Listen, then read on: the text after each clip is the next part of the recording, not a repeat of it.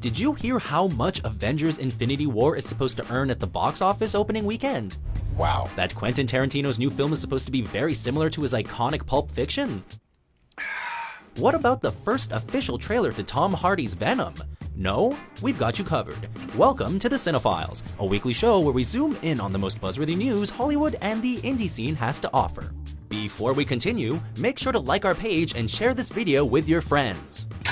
Number 3. Sony releases first Venom trailer. After many Marvel fans called the first Venom teaser underwhelming, Sony didn't beat around the bush with its first full-length trailer showcasing in its entirety the entity that is Venom. We are Venom. The trailer follows Hardy's Eddie Brock, a reporter who's after a big story against Riz Ahmed's Dr. Carlton Drake, who seems to be a pretty controversial fellow. The guy you work for is the evil person. After grilling Drake during an interview, the evil symbiote latches itself onto Brock, thus putting him through a dark and disturbing transformation.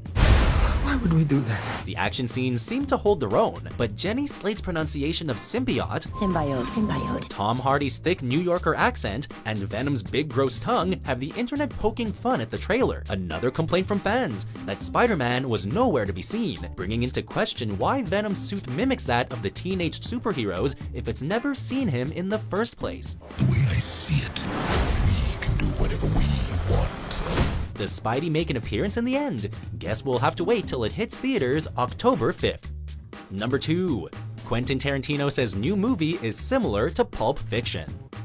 Quentin Tarantino movies are always shrouded in mystery, with the filmmaker never revealing much about plot prior to his film's releases. I don't give a damn if he does. But for his latest film Once Upon a Time in Hollywood, the iconic filmmaker revealed what type of storytelling audiences should expect. According to The Hollywood Reporter, Tarantino, alongside Leonardo DiCaprio at CinemaCon, said that his latest would be, quote, the closest to Pulp Fiction that I have done. Can you believe that? Well, I mean, at the time I was told it sounded reasonable. Pulp Fiction, which is considered to be one of Tarantino's best, follows an unconventional narrative structure, with 3 primary storylines broken down into 7 narrative sequences. Vincent. We happy? Yeah, we happy.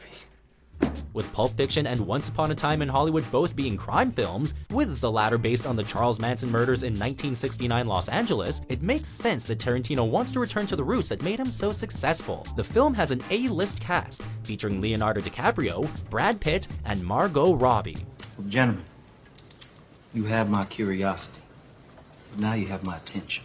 Before we get to our final entry, here are a couple new releases. It's insane that you're here. This is my house we're talking about. I keep it in order.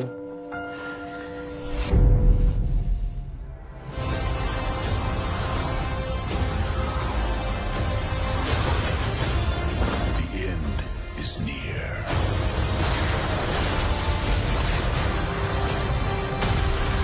Number 1. Avengers Infinity War to become highest-grossing premiere of all time. Not only is Avengers Infinity War the most ambitious crossover event in history, I hope they remember you. it might just become the biggest box office opening in history. According to a number of predictions, the 19th installment of the MCU franchise could surpass $250 million on opening weekend, which would make it the biggest debut of all time.